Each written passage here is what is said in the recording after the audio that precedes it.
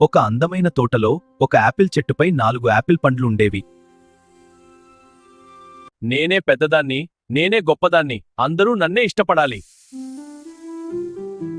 అయ్యో, ఎవరైనా వచ్చి నన్ను కోసేస్తారేమో, నాకు చాలా భయం.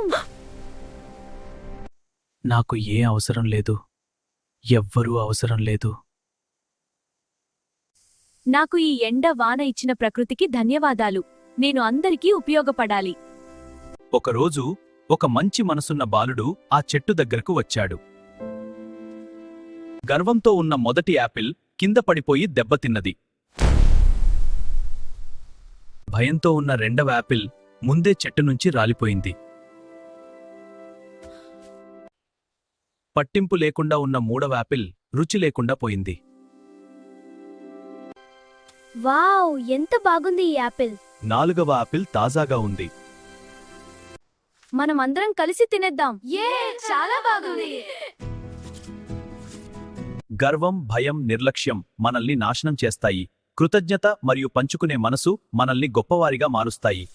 ఇలాంటి కథల కోసం సబ్స్క్రైబ్ చేయండి.